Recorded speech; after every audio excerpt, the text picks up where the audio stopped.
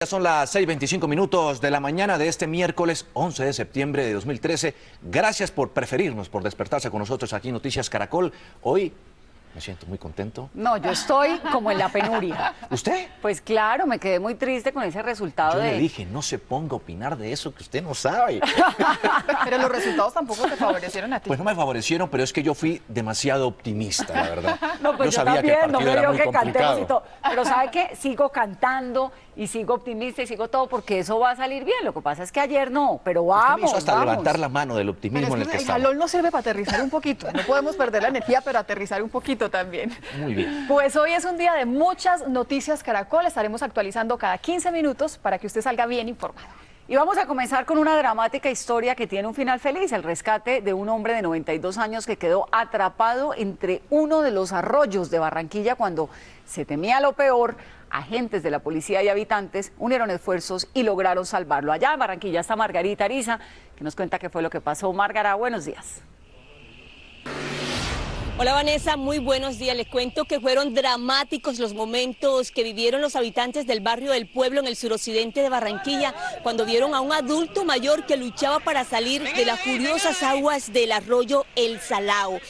Patrulleros de la policía con el apoyo de la comunidad lograron atarlo con una cuerda y rescatarlo después de 20 minutos de angustiosa lucha. El abuelito pues aseguró que se había quedado dormido en el cauce del arroyo y no vio cuando esto crecía. Las imágenes fueron captadas por una cámara. En la imagen se observa cuando Roberto Blanco, de 92 años, lucha contra la corriente del arroyo. En ese momento, el arroyo El Salao, a la altura del barrio El Pueblito, en el suroccidente de Barranquilla, alcanza su mayor nivel debido a un aguacero.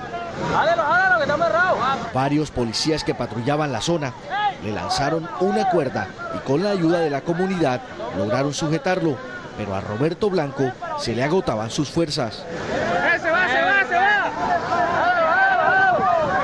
Luego de casi 20 minutos entre comunidad y policías, lo pusieron a salvo. Don Roberto explicó que se quedó dormido a la orilla del arroyo cuando buscaba elementos para reciclar.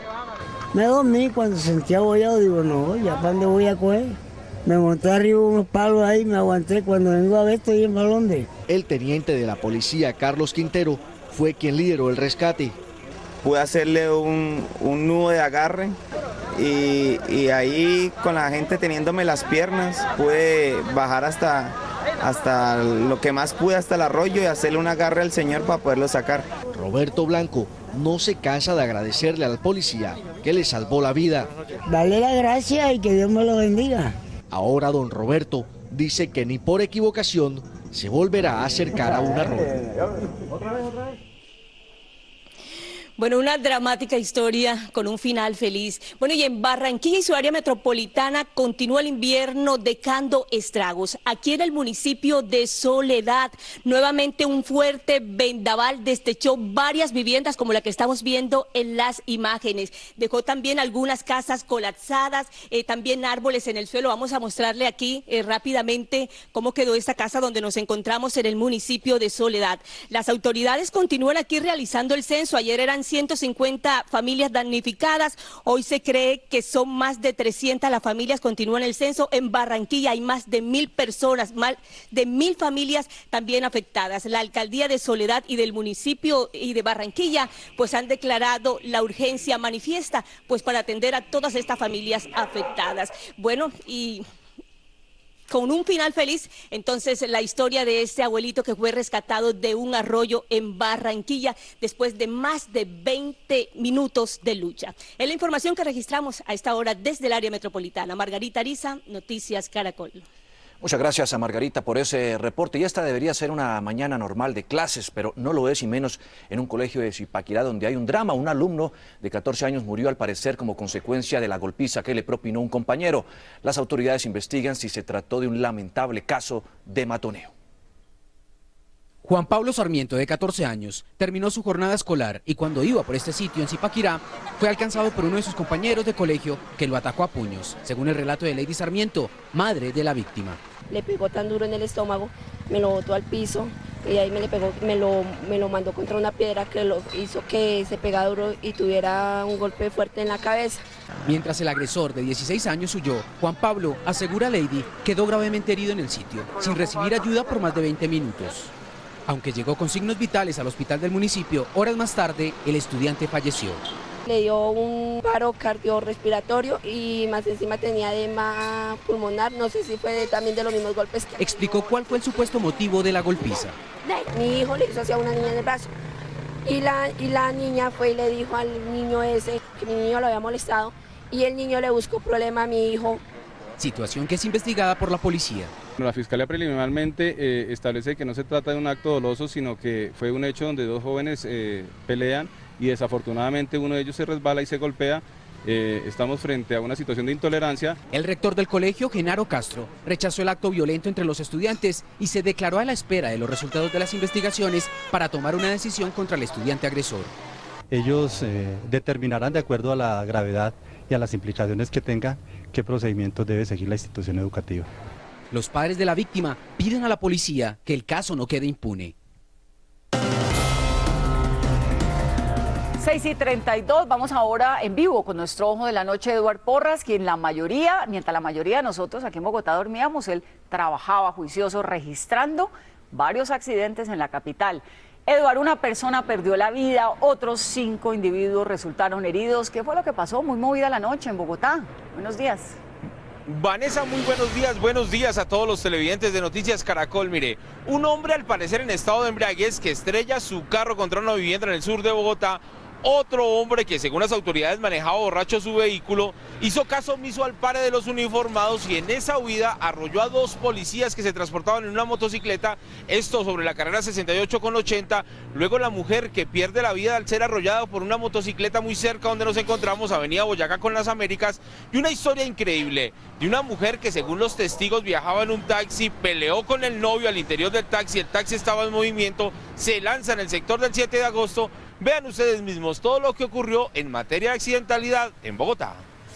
Sobre la avenida Boyacá y unos metros antes de llegar al puente de las Américas, una mujer de 20 años intentó pasar la calle. En ese intento fue arrollada por una moto que luego del fuerte impacto terminó encima del separador. El conductor, que resultó herido, fue remitido hasta la clínica de Occidente, mientras que la joven murió en el carril central de la vía.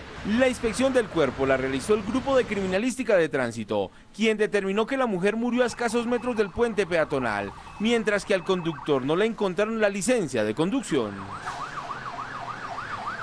Entre tanto, en el barrio San Francisco de Ciudad Bolívar, un hombre que según los testigos manejaba su vehículo en estado de embriaguez, estrelló su carro contra una vivienda. Lo que venía de lo de la selección celebrando de sus partidos. Claro, ahí el hombre se ve que se ha tomado. 2 máquinas del Cuerpo Oficial de Bomberos con 6 socorristas atendieron el accidente que dejó a una persona lesionada. En otro hecho, la policía retuvo a este hombre que al parecer hizo caso omiso al pare de los uniformados en un puesto de control ubicado frente a la estación de Barrios Unidos. Dicen las autoridades que al parecer el conductor en estado de embriaguez y en medio de la huida destruyó esta señal instalada por la misma policía. En la carrera 68 con calle 80 fue alcanzado luego de arrollar a los policías que lo perseguían. Al conductor lo remitieron hasta medicina legal para realizarle la prueba de alcoholemia. Por último, dicen los testigos que esta mujer se lanzó de un taxi en movimiento. No, sino que ella como que venía resentida, algo así. Algo que le hizo. El hecho ocurrió sobre la carrera 24 con calle 68 en el barrio 7 de agosto en el norte de Bogotá, donde al parecer la mujer de 23 años puso en riesgo su vida en medio de una discusión con su novio. La joven fue trasladada a un centro asistencial. Además, la única muerte violenta que se presentó anoche en Bogotá ocurrió en la localidad de Ciudad Bolívar, donde un hombre asesinó a su mejor amigo en medio de una discusión al interior de una casa, lo agredió con un arma blanca y el hombre fue capturado por la policía de este punto del sur de Bogotá. Muchas gracias a Eduard por ese reporte. Más adelante regresamos con ustedes, muchas más noticias de la noche en Bogotá, pero justamente otro conductor que manejaba borracho y ocasionó una tragedia amaneció hoy en la cárcel.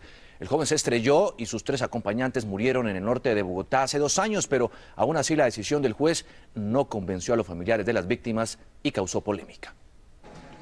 Este es John Gilbert Sosa, quien hace 2 años manejaba en estado de embriaguez junto a 3 de sus amigos. En la calle 127 en el norte de Bogotá se accidentó y sus acompañantes fallecieron. El joven aceptó los cargos que le imputó la fiscalía y una juez de Bogotá lo envió a la cárcel acusado del delito de homicidio. Sin palabras. La decisión de la juez fue rechazada inmediatamente por el abogado del conductor. Cárcel no es justicia, él siempre ha estado presto con las víctimas, inclusive de las 3 víctimas hay 2 víctimas que no quisieron comparecer, ellos eran un grupo de amigos que estaban viendo un partido de la Selección Colombia. El padre de una de las víctimas asegura que aún no se ha hecho justicia. La justicia colombiana, yo no creo en esta justicia, porque imagínate, 2 años es que está haciendo justicia, porque ya lo citaban y nada, él no manejando por ahí, siguiendo, tomando trago y todo, porque eran los comentarios. Según los familiares de los fallecidos, a pesar de que John Gilbert Sosa fue enviado a la cárcel, podría recibir una pena mínima que más adelante lo dejaría en libertad. Desde los juzgados, Julián Ríos, Noticias Caracol. Y por tragedias como esta, coge impulso en el Congreso un proyecto de ley que pretende imponer castigos severos a quienes manejen con tragos. Además, si se le ocasiona la muerte a una persona, ya no sería procesado por el delito de homicidio culposo, sino doloso, y esto aumentaría la pena en prisión. Señala el proyecto que quien sea sorprendido manejando borracho será detenido de manera preventiva en un lugar que establezcan las autoridades. La primera vez, una multa del 25% del valor comercial del carro, una retención de 24 horas. La segunda vez, una multa del 50% del valor comercial del carro, una retención de 24 horas. En estas 2 circunstancias, el carro queda de garante del pago de la multa. No devuelven el carro hasta que no pague la multa. Si lo vuelve a hacer, perderá el vehículo, además de quedar con el antecedente judicial. Queda retenido 24 horas, pero además se le abre un proceso penal por fraude a resolución administrativa. Pierde el vehículo y queda con un proceso penal. En caso de que el conductor ocasione la muerte a una persona, será procesado por homicidio doloso. El conductor en estado de embriaguez o en estado de excitación por alguna sustancia psicotrópica daña a otra persona, la hiere o le quita la vida, pierde la libertad, porque hemos agravado tanto el homicidio como las lesiones en esta circunstancia, para que la pena mínima sea de tal entidad que no pueda tener ni casa por cárcel ni libertad condicional. El proyecto deja en manos de las autoridades de cada ciudad o municipio los sitios de reclusión.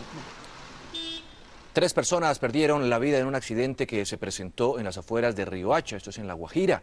En este vehículo que están viendo se desplazaban las 3 personas cuando un camión que transportaba arroz perdió los frenos en una curva y se llevó por delante a por lo menos 8 vehículos. En el accidente, 5 personas más resultaron heridas y entre las víctimas hay 2 adultos y un niño de 7 años. El conductor y el ayudante del camión huyeron del sitio de la tragedia y a esta hora son buscados por las autoridades. 10 menores de edad resultaron heridos cuando el segundo piso de su institución educativa colapsó en el municipio de Jacarí, esto es en norte de Santander. El hecho se presentó en la escuela San Miguel cuando varios trabajadores realizaban excavaciones para arreglar la planta baja del plantel. Los 10 estudiantes que en ese momento se encontraban recibiendo clases en un salón del segundo piso cayeron repentinamente desde una altura de 3 metros. Las autoridades municipales informaron que los niños fueron sacados de entre los escombros y remitidos a centros asistenciales. Todos están fuera de peligro. 6:42 de la mañana en Noticias Caracol, las noticias tienen contexto. ¿Qué significa que Colombia considere que el fallo de La Haya es inaplicable? ¿Es esto un paso hacia la guerra, tal y como lo sugiere, por ejemplo, el alcalde de Bogotá, Gustavo Petro? Nuestro director Luis Carlos Vélez habló con la canciller María Ángela Holguín y estos son algunos apartes de esa entrevista.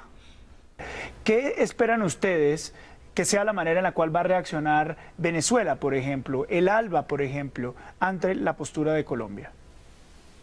Yo creo que de respeto sobre esta postura no hay un desconocimiento, lo que se dice es estamos ante unos impedimentos constitucionales, unos impedimentos legales colombianos que no hacen aplicable este fallo, pero también estamos dando salidas, estamos diciendo una posibilidad puede ser un tratado, otra posibilidad puede ser que la Corte Constitucional colombiana nos dé igualmente una salida. El presidente dijo, y voy a leerlo acá, estamos obrando para contener el expansionismo de Nicaragua en el Caribe. Colombia está enfrentando y va a enfrentar estas pretensiones expansionistas con toda la determinación y el rigor que requieren. La pregunta para ustedes: ¿hasta qué punto está Colombia dispuesta a defender esta postura del presidente Juan Manuel Santos? Esta, digamos, es una nueva demanda. Ya pasamos el fallo del noviembre del año pasado. Ahora estamos ante una nueva pretensión que además no solamente pasa por encima de aguas, digamos, de plataforma continental colombiana, sino igualmente de Jamaica, de Costa Rica, de Panamá, algo de República Dominicana y algo de Haití. O sea, en esto es clarísimo que está pasando por encima de todo el Caribe. Y lo que han hablado los presidentes, y por eso se ha dicho, vamos a mandarle una carta al secretario general, los 4 presidentes, Jamaica, Costa Rica, Panamá y Colombia, es que esa actitud de Nicaragua, de querer pasar por encima de todos, pues es una actitud que preocupa por la seguridad y la tranquilidad y la armonía en la que ha vivido el Caribe occidental.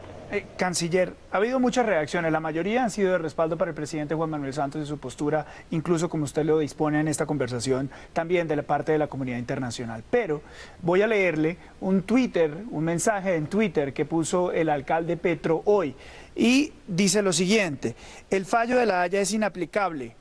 Que el fallo de La Haya es inaplicable significa la guerra. ¿Estamos listos para la guerra? Usted como canciller, ¿qué le puede responder a los colombianos y al alcalde Petro que pone esto en Twitter? No, Luis Carlos, en eso creo que lo que hemos demostrado en estos meses, además, desde que salió el fallo, ha sido un entendimiento con Nicaragua, un entendimiento con las armadas. Los presidentes han conversado muy tranquilamente. Yo creo que estamos realmente lejos, sin ninguna posibilidad de ningún enfrentamiento bélico. Eso no es lo que quiere Colombia. Colombia está abriendo las puertas al diálogo y a activar todos los mecanismos diplomáticos. Yo en eso sí estoy completamente en desacuerdo, y qué triste que sea el alcalde Petro el que crea pues que eso es lo que Colombia está buscando. 6:45 de la mañana, vamos ahora a nuestra mesa central de noticias con Mónica Jaramillo y un resumen de las noticias más destacadas ahora. Ya son las 6:46 de la mañana, está pasando, usted lo está viendo en Noticias Caracol. La Corte Constitucional falló en contra de la facultad del Ministerio de Minas y Energía de fijar los precios de los combustibles de manera unilateral. El Congreso de la República será ahora el responsable de establecer las pautas para fijar el precio de la gasolina, el cual deberá estar ligado a los precios internacionales del petróleo. Especialistas aseguran que la medida podría significar una disminución en el valor final del galón. Acuerdo con educadores del país. Más de 300.000 maestros de todo el país que habían suspendido sus actividades retornarán mañana a su trabajo tras el acuerdo firmado entre el Gobierno Nacional y líderes de la Federación Colombiana de Educadores. El gobierno colombiano se comprometió a pagar deudas pendientes, otorgar una prima de servicios y pensiones, así como a mejorar el servicio de salud del gremio. Esta es una noticia en desarrollo de Noticias Caracol.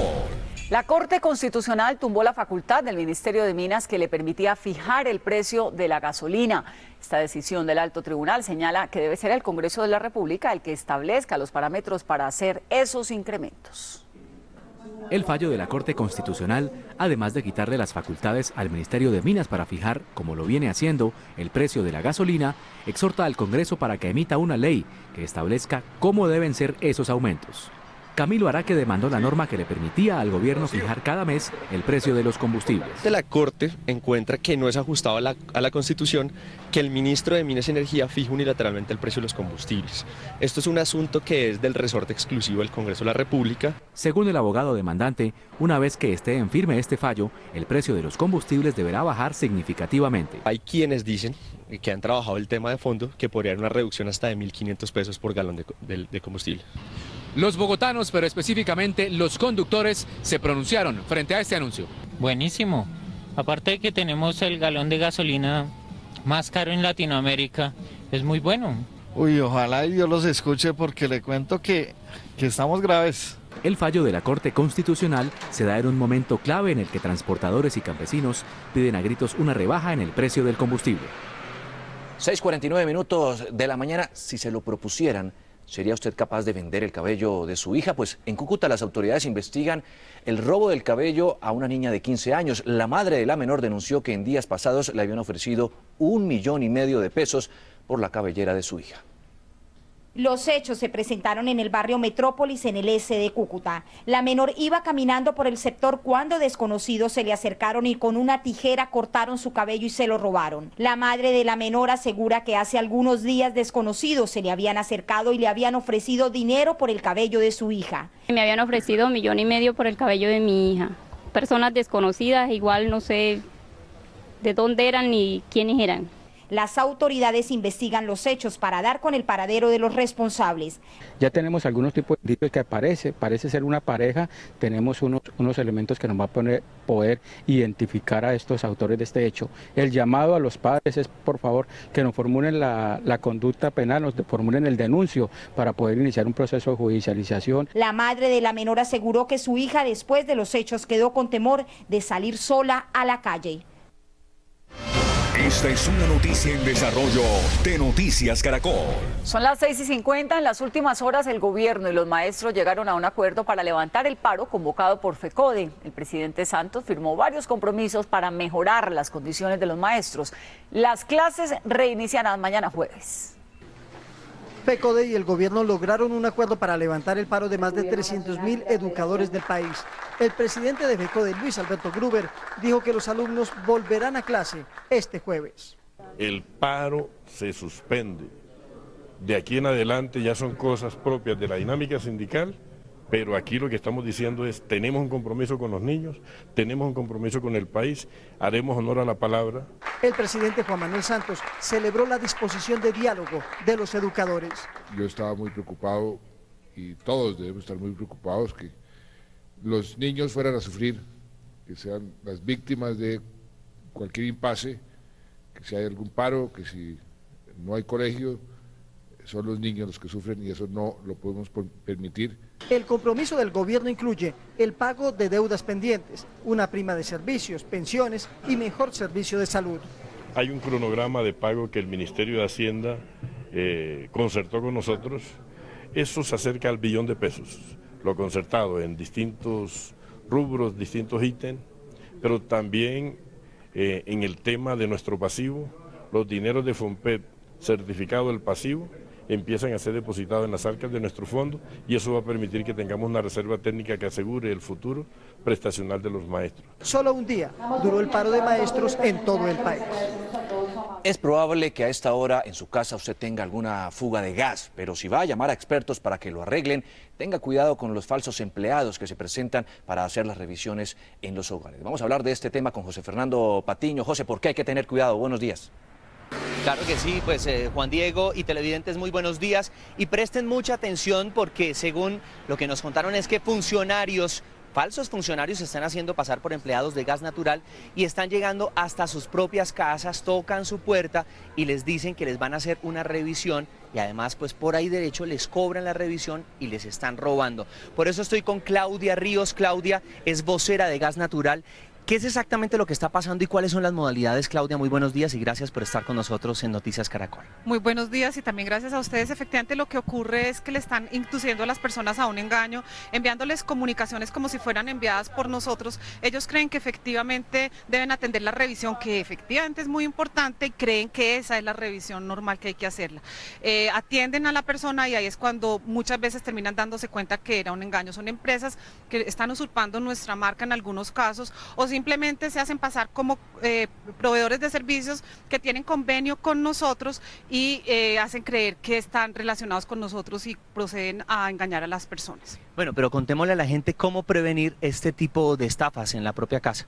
Hay unas medidas de precaución fundamentales. Primero, asegurarse que la comunicación que les llega efectivamente sea de parte nuestra. Nosotros no hacemos contacto con nadie a través de teléfono, sino a través de una primera carta. Esa carta es la que le puede ayudar a la gente a darse cuenta que efectivamente sí somos nosotros. Ahora bien, pueden creer que los están engañando. Entonces, la segunda verificación es a través de nuestro call center, que es el 307-8121, que también es un número que va escrito en la carta que nosotros mandamos y es un número único, no crean en otros números. Bien, pues esas son las recomendaciones de una vocera de Gas Natural, un número único que es el 307-8121, ahí se puede comunicar y verificar si efectivamente le van a hacer la revisión, pues para que no le roben la platica. Es todo desde el nororiente de Bogotá, José Fernando Patiño, Noticias Caracol, mucho ojo.